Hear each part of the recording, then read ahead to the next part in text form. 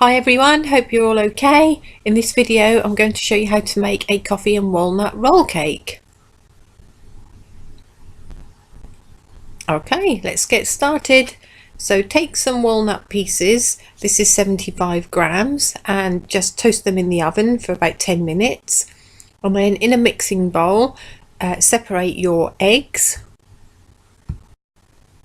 This is 3 eggs, so I'm keeping the whites in the mixing bowl and keeping the yolks in a separate bowl. Try not to get any eggshell in your mixer. And then once you've done that, give them a good whisk up until you get some stiff peaks. Okay, next step. Clear that bowl of the egg whites, but you don't need to clean it, and then add in your egg yolks and 75 grams of caster sugar, and then give that a good mix up. And as you can see here, it's turned nice and creamy, and you've got sort of what you'd call ribbons dripping off the attachment there, so that's the stage you want. And into the toasted walnuts add no, what was that? That was a quarter of a teaspoon of baking powder, and you need to grind that up until it's extra fine, and then that goes into the egg yolk mix and stir that through. And once that's stirred through completely, you can begin adding your egg whites.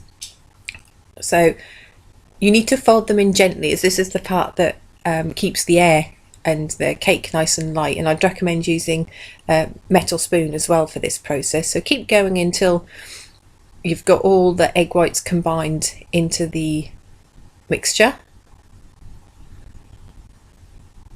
and then it's time to place that into a lined baking tin, and this size is 20 by 30 centimeters. I didn't have one, so I just used a baking tray and then put some foil down to make it the size I wanted.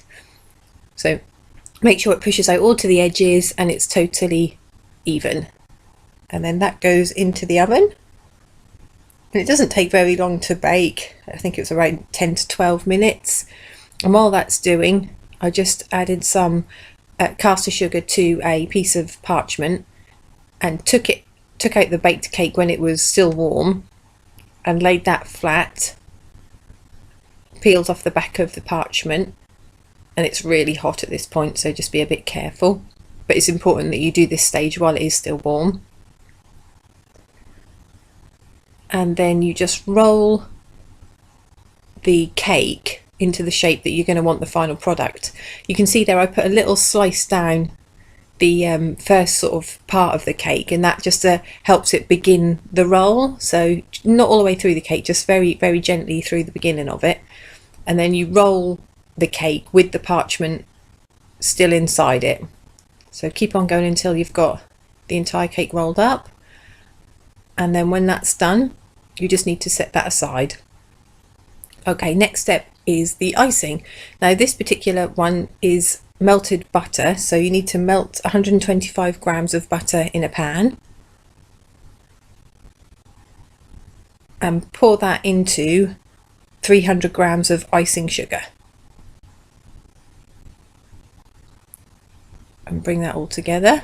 You can see it sort of forms clumps to begin with. Now it's time to add the double cream, and I used about 3 tablespoons, and some coffee. Now this is just granulated coffee dissolved in some hot water. I used about 2 teaspoons of granulated coffee, but you can adjust that to the strength you want, and then give this a good old whip, and that will gradually come together into a lovely smooth sort of creamy mixture. And that's it.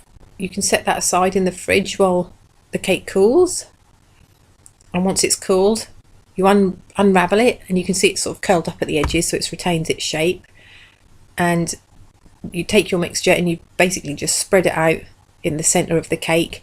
I wouldn't go absolutely right up to the very edges of the cake because it does squish out a little bit anyway, but get it as flat and as even as you can. And it's a lovely coffee cream mixture, this one. It's ever so smooth.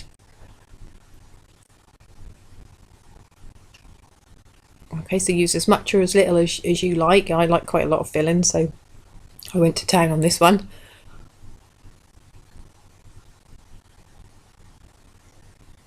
And then when you're happy with your layer of coffee buttercream, you can roll the cake into the lovely roll shape you get.